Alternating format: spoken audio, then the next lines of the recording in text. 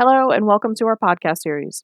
My name is Meghann Drella, and I'm a Senior Solutions Manager here at Outsource Strategies International.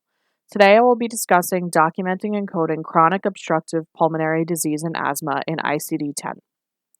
Distinguishing between COPD and asthma has significant implications for management and life expectancy, as well as for submitting accurate claims.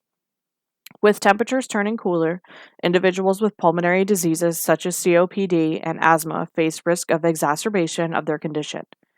As COPD and asthma have common features, differentiating them can be complicated, according to the American Academy of Family Physicians.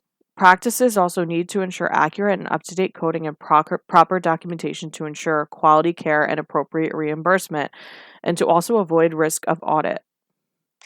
Asthma is a chronic disease of the airways. The condition causes the bronchial tubes to become swollen or inflamed, restricting air supply to and from the lungs. Asthma is caused by a combination of environmental and hereditary factors.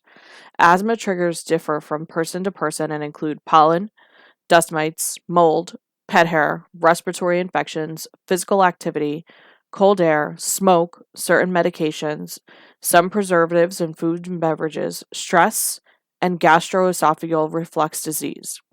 According to the Centers for Disease Control's, 1 in 13 people in the U.S. have asthma. More than 25 million Americans have asthma and is the leading chronic disease in children. COPD. COPD is a major cause of disability and a leading cause of death in the United States.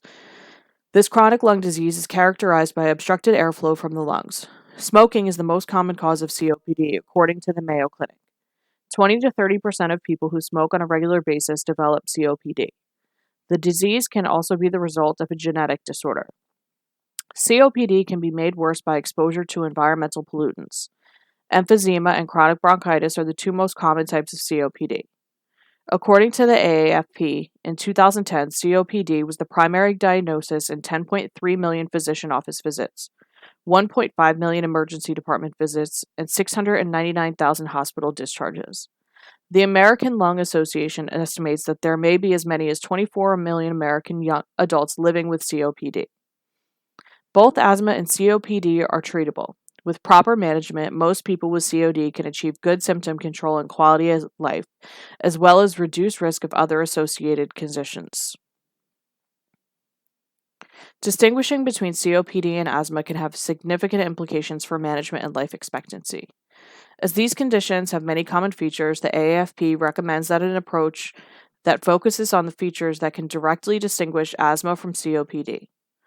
To diagnose asthma or COPD, physicians need to perform a careful history that considers age, symptoms, history, social and occupational risk factors, and response to treatment. This category includes the following: asthma with chronic obstructive pulmonary disease, chronic asthmatic bronchitis, chronic bronchitis with airway obstruction. When coding asthma, an additional code should be used to identify exposure to environmental tobacco smoke. Each condition would need to be documented as exacerbated in order to code this specificity. If one of these conditions is documented as exacerbated, this does not automatically imply that the other condition is also exacerbated. Physicians need to focus on accurate chart documentation and diagnosis reporting for these pulmonary conditions. I hope this helps, but always remember that documentation, as well as a thorough knowledge of payer regulations and guidelines, is critical to ensure accurate reimbursement through the procedures performed. Thank you for joining me, and stay tuned for my next podcast.